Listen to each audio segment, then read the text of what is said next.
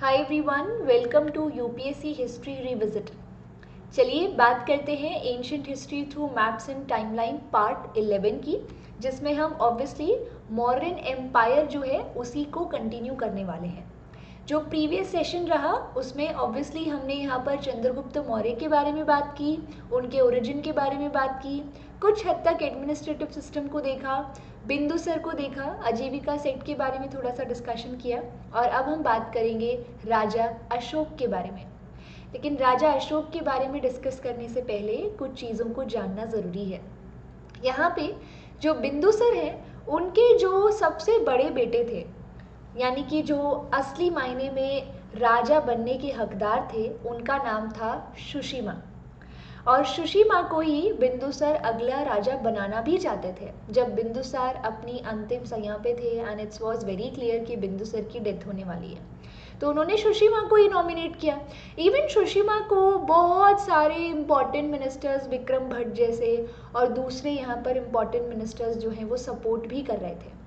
लेकिन वहीं एक ऐसा मिनिस्टर था राधागुप्त नाम का, जो अशोक को राजा बनवाना चाहता था। तो यहाँ बिंदुसर की डेथ के बाद अशोक जो है उन्होंने सुशीमा की हत्या कर दी। इसके साथ साथ अपने बाकी बहुत सारे भाई, लगभग कहानियों के हिसाब से 99 ब्रदर्स को मार डाला और सिर्फ एक भाई को छोड़ दिया जिसका नाम था तिस्सा, जो आगे चलकर बुद्धिस्ट मॉन्क भी बन जाएगा। तो यहाँ पे आप देख सकते हैं बिंदुसर का जो पीरियड है वो 298 से 272 बिफोर कॉमन एरा तक रहा है। एंड उसके बाद आप देखेंगे कि यहाँ पे 272 के बाद अशोक जो है उनका पीरियड 268 से स्टार्ट होता है, यानी कि लगभग 4 साल का गैप है। यानी कि ये जो 4 साल रहे ये सिविल वॉर्स का पीरियड था, यानी कि गृह युद्ध। घर की घर में ही युद्ध हो रहा है, सर्विसेज जो रिसोर्सेज हैं वो यहाँ पर डिप्लेट हो रही है, वो यहाँ ख़त्म हो रही हैं। और इस गृह युद्ध को पूरा ख़त्म करके अशोक जो है वो 4 साल के बाद मगध के मौर्यन एम्पायर के राजा बने। तो you can see this thing कि अशोक जो है वो अपने अर्ली पीरियड में, अपने शुरुआती जीवन में कितने ज़्यादा क्रूअल थे। Okay, so that is the thing. लेकिन उसके बाद भी भारत के इतिहास में अशोक को अशोक द ग्रेट कहा जाता, तो उसको समझना भी हमारे लिए थोड़ा सा ज़रूरी है। तो लगभग यहाँ पर अशोक के एक तरीके से राजा बनने के कुछ सालों के बाद अशोक जो है उन्होंने एक युद्ध लड़ा। बेसिकली उनके एम्पायर के अंडर कलिंग वाला एरिया आता था, जो कि आप अभी मैप में देख रहे हैं। लेकिन यहाँ पर कुछ लोगों ने रिवोल्ट स्टार्ट कर दिया और उस रिवोल्ट को सप्रेस करने के लिए अशोक जो है वहाँ पर उन्होंने कलिंग का युद्ध लड़ा। लेकिन कलिंग का युद्ध जो उन्होंने लड़ा उसमें इतनी मारकाट हुई जिसकी वजह से अशोक जो है उनका हृदय परिवर्तन हो जाता है, यानी कि उनके हार्ट जो है, उनके जो थॉट्स हैं वो बिल्कुल बदल जाते हैं। यहाँ अशोक का मानना था कि आप भी मुझे ज़रूर कमेंट सेक्शन में बताइएगा कि जब हम किसी टेरिटरी को कॉन्क्योर करते हैं तो हमें सिर्फ उस ड्राई लैंड, उस ज़मीन से लेना देना नहीं होता है। एज अ रूलर हमें उसके ऊपर जनता भी चाहिए। उसी जनता के ज़रिए टैक्स कलेक्ट करके आप उस एम्पायर को संभाल पाते हैं। कलिंग को तो अशोक ने जीत लिया, लेकिन वहाँ पर एक भी ऐसा जीवित प्राणी नहीं था जिसकी अशोक को राजा कह सके। और ये सारी चीज़ें जो है उन्होंने अशोक को हिलाकर रख दिया। अशोक ने इस चीज़ को भी समझा कि इस पूरी दुनिया को 2 तरीके से जीता जा सकता है। एक तरीका है एलेक्जेंडर वाला, ऑब्वियसली अलग अलग टेरिटरीज़ को कॉन्क्योर करो, वहाँ युद्ध लड़ो, उनको यहाँ पर फिजिकली अपने एम्पायर में ऐड करो। लेकिन दूसरा तरीका होता है अपने विचारों के ज़रिए इस दुनिया को जीतना, जैसे कि गौतम बुद्ध जो हैं वो यहाँ पर उनके जो थॉट्स हैं, उनकी आइडियोलॉजीज़ जो हैं वो दुनिया भर में आज भी आप सब देखते हैं कि यहाँ पर फैली हुई हैं। तो गौतम बुद्ध ने कोई युद्ध नहीं लड़ा, लेकिन उसके बावजूद भी भारत का नहीं बल्कि पूरी दुनिया का बहुत बड़े हिस्से जो हैं वो उन्होंने अपने विचारों के आधार पर जीते। और इन्हीं थॉट्स ने यहाँ पर अशोक को बदल कर रख दिया। अशोक जो है उन्होंने तय किया कि मैं आगे से युद्ध नहीं लड़ूंगा। ओके, मैं यहाँ पर एक तरीके से युद्ध को त्यागता हूँ। इवन वो ये भी चाहते थे कि उनकी जो आने वाली जनरेशन है वो भी हर तरह के युद्ध को त्याग दे और वो भी यहाँ पर एक तरह से बुद्धिज़्म को प्रोपागेट करे। तो अशोक जो है वो अशोक द ग्रेट क्यों कहलाते हैं, क्योंकि उनके जो लेटर जो पीरियड रहा, अपने जो राइन का, अपनी जो राजगद्दी का, अपने जो शासन का पीरियड रहा है अशोक का, उसमें उन्होंने युद्ध को त्याग दिया। हालांकि उन्होंने आर्मी को डिसबैंड नहीं किया, ऑब्वियसली आर्मी यहाँ पर प्रजा की रक्षा के लिए ज़रूरी थी, लेकिन उन्होंने आगे आने वाले सालों में कोई युद्ध भी नहीं लड़ा, और ये सारी चीज़ें वो अपनी प्रजा को भी बताना चाहते थे। अब अगर आप एम्पायर देखेंगे तो मौर्यन एम्पायर अशोक के समय में बहुत बड़ा था। वो डेक्कन, साउथ, नॉर्थ वेस्ट का भी बहुत बड़ा हिस्सा कवर करता था। लोगों से बात करना वॉज वेरी डिफ़िकल्ट, यानी कोई ना कोई दूसरा तरीका निकालना पड़ेगा जिसके ज़रिए लोगों से कम्युनिकेट किया जा सके, और इसी वजह से यहाँ पर अपनी बातों को लोगों तक फैलाने के लिए उन्होंने बड़े बड़े मैसेजेस को इंस्क्राइब करना स्टार्ट किया। तो आप क्या देखते हैं कि यहाँ पर बड़े बड़े पिलर्स, बड़े बड़े पत्थरों पर उन्होंने अपना मैसेज जो है वो लिखना शुरू किया। मैसेजेस की खास बात ये थी कि वो ऑर्डर की तरह नहीं लगते थे, वो राजा की असली आवाज़ की तरह लगते थे। यानी कि उनमें कुछ इस तरीके से मैसेज लिखे होते थे कि मैं राजा अशोक, मैंने कलिंग का युद्ध लड़ा, और वो जो युद्ध था उससे मैं बहुत हताश हुआ। मैं चाहता हूँ कि मैं और मेरी आने वाली जो पीढ़ी है वो भी यहाँ पर युद्ध का त्याग करे और धम्म के आधार पर इस पूरी दुनिया को जीते। मैं राजा अशोक यहाँ पर ये भी कहता हूँ कि मैं मेरी प्रजा के लिए पिता के समान हूँ। जैसे एक बच्चा अपने पिता के पास हर प्रॉब्लम को लेकर आता है, वैसे चाहे मैं स्नान कर रहा हूँ, चाहे मैं भोजन कर रहा हूँ, मैं ज़रूर अपनी प्रजा के प्रति अवेलेबल रहूँगा। तो इस तरह से वो जो मैसेजेस हैं उनको इंस्क्राइब करवाया गया, बड़े बड़े पिलर्स पर इंस्क्राइब करवाया गया, बड़े बड़े यहाँ पर रॉक्स पर इंस्क्राइब करवाया गया, खुदवाया गया, और उसके बाद उन मैसेजेस को जगह जगह लगा दिया गया पूरे के पूरे एम्पायर में। तो यहाँ पर आप इस पर्टिकुलर मैप में देख पाएंगे, ये जो ब्लैक कलर के स्क्वायर्स हैं ये यहाँ पर बताते हैं मेजर रॉक एडिक्ट्स के बारे में। मेजर रॉक एडिक्ट्स जो हैं वो यहाँ पर लगभग एक तरह से 14 मैसेजेस उन रॉक एडिक्ट्स के ऊपर हैं। तो आप देखेंगे मेजर रॉक एडिक्ट्स मतलब उसमें 14 मैसेजेस इंस्क्राइब किए गए हैं। उसके बाद आते हैं minor rock addicts. Minor rock addicts जो हैं उनमें आपको देखने को मिलेगा कि 6 मैसेजेस इंस्क्राइब किए गए हैं एक पत्थर के ऊपर।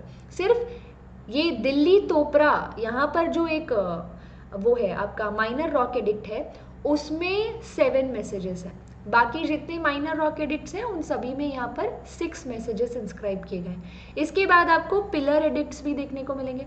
अगर आप इस एम्पायर को देखते हैं और इन रॉक एडिक्ट्स को जहाँ जहाँ पर इनकी स्थापना की गई है उसको अगर आप देखते हैं तो काफ़ी हद तक ये रॉक एडिक्ट्स हमें ये भी मदद करते हैं समझने में कि ये एम्पायर का फैलाव कहाँ तक था। दूसरा, नॉर्थ वेस्ट में पाए जाने वाले जो एडिक्ट्स हैं, रॉक एडिक्ट्स हैं, पिलर्स हैं, उनमें खरोष्टी स्क्रिप्ट का इस्तेमाल किया गया है। भाषा की अगर मैं बात करूं तो प्राकृत भाषा का यूज़ किया गया। नॉर्थ वेस्ट में खरोष्टी स्क्रिप्ट के साथ साथ एरेमिक जो लैंग्वेज है, ग्रीक लैंग्वेज जो है उसका इस्तेमाल भी किया गया है। तो इस तरह से आप यहाँ देखेंगे सेंट्रल इंडिया में ब्राह्मी स्क्रिप्ट का यूज़ किया गया है प्राकृत लैंग्वेज के साथ इन रॉक एडिक्ट्स के ऊपर। यहाँ पर इतना ही नहीं, राजा अशोक ने एक नए तरह का महत्ता यानी कि मिनिस्टर जो है वो भी अपॉइंट किया जो धम्म महात्मा कहलाते थे, और वो हर 5 साल में पूरे एम्पायर में सर्वे करते थे कि लोग जो हैं वो अशोक के मैसेजेस के हिसाब से, उनके यहाँ पर ऑर्डर्स के हिसाब से जीवन जी रहे हैं या नहीं। द थिंग इज, इंस्क्रिप्शन में लिखी चीज़ें जो हैं वो बाइंडिंग नहीं है, मतलब कि आपको वो माननी है या नहीं वो आप पर है। यानी राजा जो है वो यहाँ पर सप्रेस नहीं कर रहा है, दबाव नहीं पैदा कर रहा है कि आपको इन सब चीज़ों के हिसाब से चलना होगा, लेकिन राजा आपसे विनती कर रहा है कि आप इन मैसेजेस के अकॉर्डिंग ही चले, धम्म को समझें। अशोक का जो धर्म है, अशोक ने जिस धम्म के बारे में इन मैसेजेस में बात की है वो धम्म बुद्धिज़्म से थोड़ा सा अलग है, लेकिन बुद्धिज़्म से इन्फ्लुएंस्ड है।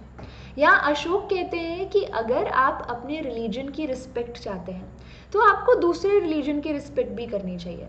अगर आप ये चाहते हैं कि यहाँ पर एक तरीके से आपको यहाँ पर रिस्पेक्ट मिले तो आप अपने पेरेंट्स की रिस्पेक्ट करें, उनकी ब्लेसिंग्स लें, यहाँ पर बूढ़े बुजुर्ग और बच्चों के साथ अच्छा व्यवहार करें, अपने घर में आने वाले किसी भिक्षु को, किसी ब्राह्मण को भूखा ना जाने दें, दान करें। ये सारी चीज़ें जो हैं वो अशोक ने अपने मैसेजेस में लिखी है। इवन अशोक के जो बच्चे थे, यहाँ पर एक तरीके से आपको संघमित्रा उनकी बेटी थी एंड महेंद्र जो उनका बेटा था, उनको भी यहाँ पर राजा अशोक ने श्रीलंका तक भेजा धम्म का प्रसार करने के लिए, बुद्धिज्म को फैलाने के लिए। तो अशोक वॉज समवन जो कि लेटर पीरियड में बहुत ही पायस हो जाते हैं और वो यहाँ पर बुद्धिज्म का फैलाव करते हैं। अगर आपको ये लगता है कि अशोक जो है वो बुद्धिस्ट बन गए थे, तो ऐसा नहीं था, लेकिन हाँ उनकी जो प्रैक्टिसेस हैं वो काफ़ी हद तक बुद्धिज्म के प्रति इंक्लाइंड ज़रूर थी। ओके, तो अशोक का बहुत ज़्यादा दान देना, युद्ध ना लड़ना, ये सारी चीज़ें भी आगे चलकर मौर्यन एम्पायर में फाइनेंशियल क्राइसिस का हिस्सा बनती हैं। लेकिन ये जो फाइनेंशियल क्राइसिस हैं, इनसे बचने के लिए, इनसे यहाँ पर निकलने के लिए एक तरह से लेटर जो रूलर्स थे उन्होंने पूरी कोशिश की यहाँ टैक्स कलेक्शन से इन सारी प्रॉब्लम्स को ठीक करना, लेकिन वो इस चीज़ में सक्सेसफुल नहीं हो पाए। और ये जो फाइनेंशियल क्राइसिस थे और लेटर रूलर्स के द्वारा जो हार्श टैक्स कलेक्शन था, ये भी काफ़ी हद तक मौर्यंस के डिक्लाइनेशन का कारण बना। आखिरी जो राजा इस मौर्यन एम्पायर के रहे हैं उनका नाम है बृहद्रथ। बृहद्रथ के आते आते एम्पायर बहुत वीक हो चुका था और इस एम्पायर के ही मिनिस्टर्स ये समझ गए थे कि इस एम्पायर को बहुत इजीली हथियाया जा सकता है। तो बृहद्रथ की ही जो आर्मी है, उसी आर्मी के एक सेनापति थे जो ब्राह्मण थे और उनका नाम था पुष्यमित्र शुंगा। पुष्यमित्र शुंगा ने बृहद्रथ को मारा, मौर्यन डायनेस्टी का तख्ता पलट किया और इसको ख़त्म करके शुंगा डायनेस्टी की शुरुआत की। तो जो आने वाले जो बाकी के जो मॉड्यूल्स हैं उसमें हम लोग पोस्ट मौर्यन पीरियड के बारे में बात करेंगे, शुंगा डायनेस्टी के बारे में बात करेंगे, इसके साथ साथ मौर्यन एम्पायर के डिक्लाइनेशन पर, उनके अवशेषों पर, यहाँ पर एक तरीके से कौन से नए किंगडम सामने आए उसके बारे में भी बात करेंगे। तो ये था मौर्यन एम्पायर के बारे में, यहाँ पर हमने डिस्कशन किया, यहाँ पर हमने अशोक के बारे में डिस्कशन किया, अशोक के धम्म के बारे में डिस्कशन किया। काफ़ी हद तक अशोक का जो धम्म है वो यहाँ पर फैमिली वैल्यूज़ पर एम्फसाइज करता है, फैमिली वैल्यूज़ पर, मॉरल वैल्यूज़ जो हैं उसके ऊपर ज़्यादा जोर देता है। तो अशोक एक ऐसे ही राजा रहे।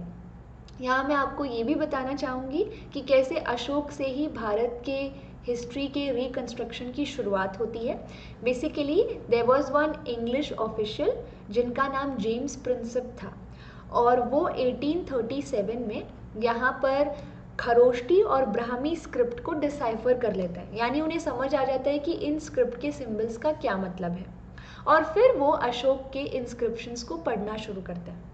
जब उन्होंने उन इंस्क्रिप्शंस को पढ़ना स्टार्ट किया तो उन इंस्क्रिप्शंस के नीचे, मैसेजेस के साथ नीचे एक सिग्नेचर होता था, देव नाम पिय पिय दसिन राजेन।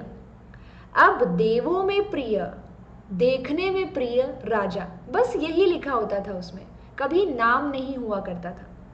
तो वो समझ नहीं पा रहे थे कि आखिर ये राजा कौन हो सकता है। उसके बाद उन्हें एक माइनर रॉक एडिक्ट मिला, यानी 6 मैसेजेस वाला रॉक मिला मस्की में, मस्की इज इन कर्नाटक, और वहाँ पर देव नाम पिय पिय दसिन राजेन की जगह सेम मैसेजेस थे लेकिन नीचे अशोक लिखा था। अब भी कंफर्म नहीं था कि ये देवों में प्रिय, देखने में प्रिय राजा अशोक है भी या नहीं। उसके बाद श्रीलंका में कुछ ऐसे लिटरेरी सोर्सेज हमें मिले जिसके ज़रिए जेम्स प्रिंसेप समझ गए कि राजा अशोक कोई और नहीं बल्कि यही है, ये वही राजा है जिसने ये सारे के सारे रॉक एडिट्स इंस्क्राइब करवाए हैं, एंड ही वॉज समवन जो कि बुद्धिज़्म को पैट्रनाइज करता है। तो राजा अशोक और बुद्धिज़्म एज अ फिलॉसफी, ये जो 2 टॉपिक्स थे, ये सबसे पहले टॉपिक्स थे जिनके ऊपर भारत को रिकंस्ट्रक्ट करना शुरू किया गया, उसकी हिस्ट्री को रिकंस्ट्रक्ट करना शुरू किया गया। ओके, एंड उसके बाद स्तूप के सिग्निफिकेंस को समझा गया और बहुत सारी दूसरी चीज़ें जो हैं उनको यहाँ डिग किया गया। तो ऐसे अशोक से ही पूरे के पूरे हिस्ट्री को पढ़ने की शुरुआत होती है और फिर और ज़्यादा पीछे जाते जाते बाकी के पीरियड्स जैसे कि stone age, Indus valley civilisation, इन्हें भी पढ़ा गया। हम इतिहास को इसी तरह से पढ़ते हैं, हम यहाँ पे प्रेजेंट से पास्ट की ओर जाते हैं, प्रेजेंट की चीज़ों को पास्ट में मिले आर्टिफैक्ट से कंपेयर करके जानने की कोशिश करते हैं कि उनका क्या इस्तेमाल रहा होगा। Okay, so this was about Mauryan empire. Next module में हम पोस्ट मौर्यन किंगडम्स के बारे में बात करेंगे। सो आई होप आपको ये पर्टिकुलर सेशन पसंद आया होगा। इसके साथ साथ यस, मैं अनअकैडमी प्लस पर भी लाइव पढ़ा रही हूँ। अनअकैडमी प्लस पर मैं फुल फ्लेज कोर्सेज के जरिए यूपीएससी सीएससी का पूरा हिस्ट्री का पार्ट कवर करा रही हूँ, इंक्लूडिंग आर्ट एंड आर्किटेक्चर। तो आप अनअकैडमी प्लस को सब्सक्राइब कर सकते हैं यहाँ पर रेफरल कोड रिविजिट 10 के साथ। एंड इसके साथ साथ आप यहाँ पे मुझे टेलीग्राम जो है ग्रुप, उसमें भी यहाँ पे नॉट ग्रुप बट एक तरीके से टेलीग्राम पर @ARTI1702 पर मैसेज कर सकते हैं अगर आपका सब्सक्रिप्शन से जुड़ा हुआ कोई भी डाउट है। सब्सक्रिप्शन आइकॉनिक सब्सक्रिप्शन भी है। आइकॉनिक सब्सक्रिप्शन अगर आप यूपीएससी सीएससी कैटेगरी में लेते हैं तो आपको पूरी की पूरी जो यूपीएससी सीएससी की जर्नी है उसमें एक पर्सनल मेंटोर भी मिलता है। सो आप अनअकैडमी प्लस को ज़रूर सब्सक्राइब करें। एंड यस, इस चैनल को भी सब्सक्राइब करें, इन वीडियोज़ को लाइक शेयर करना ना भूलें। So stay tuned, thank you so much.